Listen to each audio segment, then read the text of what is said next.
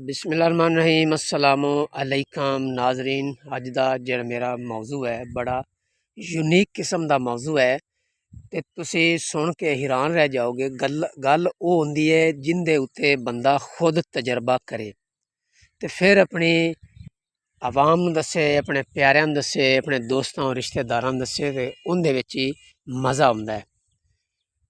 तुसी सामने वेखदे पे हो, ये मैं बजाते खुद तिल बीजे हुए ने और अल्हम्दुलिल्लाह भी इन्हां दी तुसी लंबाई देख लो कितनी बड़ी है।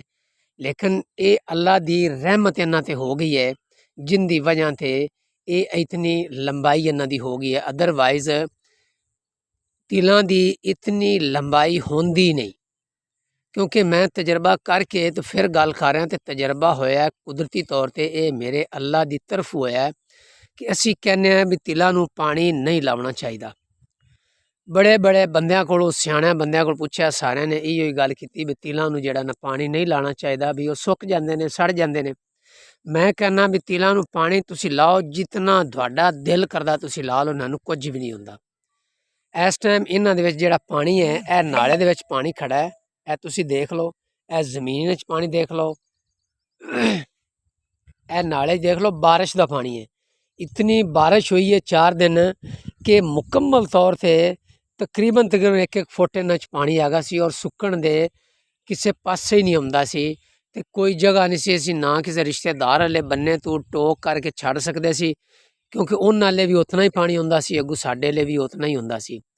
तुसीं यकीन कर जो हुण साडी ज़मीन महरा ज़मीन है, वो पानी जज़ब कर गई, पी गई है। इन्हां नूं मैं स्प्रे भी कराई है, 4 दिन पहले कराई सी, ते बाद विच इन्हूं फिर बारिश का पानी पिया तो बारिश बहुत ज़्यादा आई है। हुण असल गल करिए पानी के मुतलक, जदन भी मैं पहले भी वीडियो लाई है, जदन भी तुसी तिलां नूं पानी लावना है तो पहले हफ्ते दे विच इहनूं पानी ला दो बिला झिझक। पहले हफ्ते दे विच तुसी तिलां नूं पानी ला दिओ, उदों तिल तुहाडे अद्धा इंच दे या 1 इंच दे होणगे, ते जिन्ना तुहाडा दिल करो लाओ, वो सारे दे सारे तिल निकल आणगे। उस स्टेज ते आके तिल सड़दे नहीं, वो होंदे ही नहीं सड़ने की, 1-1 इंच होंदे ने, वो निकल आंदे ने।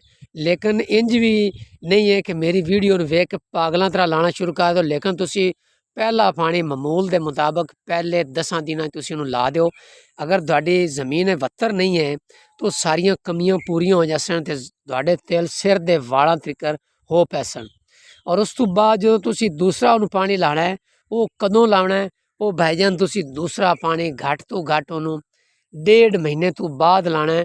ते वो भी जिन्ना दिल करदा ने तुसी ला लो, लेकिन लावन दा टाइम फ्रेम की है, दिन तुसी 3 बजे लावना है, 3 तो लैके ते सारी रात भी गुजर जाएगी, अगू सुबह 9 बजे तिकर जिहड़ा सूरज है उनकी इन्नी तपश नहीं होंदी, उन्हें 17-18 घंटे मिल जाते हैं और वो जिहड़ा पानी वो जज़ब हो जाता ज़मीन दे विच। ये मैं गल उस ज़मीन की कर रहा जिहड़ी महरा ज़मीन है, तो पानी जल्दी जज़ब कर जाती है, उत्थे तुसी बिला झिझक ला सकते हैं। और दूए पानी के नाल तुसी सल्फर, यूरिया, अगर DAP लानी ने तो खोर के तुसी इन्हां 3 चीज़ां जिहड़ियां ना ड्रम विच तो तुसी अवन्ने ते रख दो, वो तुसी बिला झिझक लाओ। ते लावन तो बाद थोड़े जे जिहड़े तुहाडे तिल है ना मामूली जे, वो थोड़े जे तुहाडे तिल वो डैमेज होणगे, मामूली जे तुसी महसूस करोगे कि भी रुक गए ने, वो रुकणगे नहीं, थोड़े जे वो मामूली जे वो हल्के जे जिहड़ा ना जी वो घुटन महसूस होएगी और नाल ही 5 तो 6 दिनां च आप हो जाणगे। उस टाइम जिहड़ी ज़मीन हुंदी है वो मुकम्मल तौर ते पानी नाल सराब हो जाती है, फिर सख्त होना शुरू हो जाती है। फिर अगर बारिश आ जाए तां भी कोई नहीं परवाह है, जे पानी तो लाना फिर पैंदा ही नहीं बिल्कुल ही। एक पानी तो हर हालत तिलां नूं लाओ, जिंदे खुराक लाजमी लानी और सल्फर खास कर तुसां लानी। स्प्रे घट तो घट 3 स्प्रेवां तुसी तिलां नूं करनियां ने, नहीं तां ये फसल ना गड्डो। अगर तुसी कहंदे ने असीं उवें ही बीज सिੱਟ दिता है तो साडी एवरेज आ जाए तो फिर उस काम करन दा कोई फायदा नहीं। जिन्नी देर तक कुछ खर्च ना करोगे तो विचों प्रॉफिट भी नहीं हुंदा।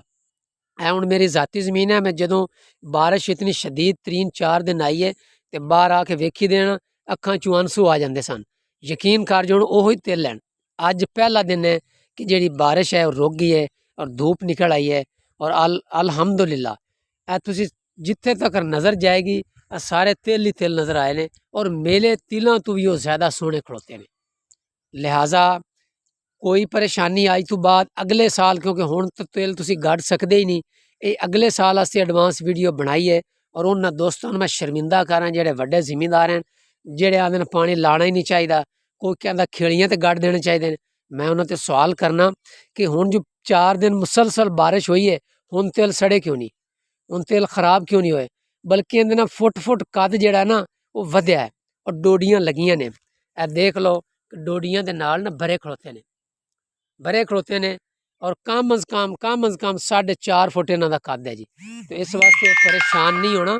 अगर बारिश की ना साइडां ते आ गई है तो परेशान नहीं होना, ये अल्लाह दी रहमत है। अल्लाह दी रहमत जिहड़ी है ना वो बड़ी वसी होंदी है, वो बड़ी पावर वाली होंदी है, उंदे च फायदा होंदा है ते सानू खुश होना चाहिए।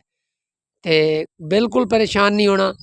जदों तुसी अगले साल तिल गड्डो तो मैं उदों दोबारा वीडियो बना के तुहानू यादगिरी करवावांगा, क्योंकि इस टाइम तो तुसी वीडियो वेखोगे तो भुल जाओगे।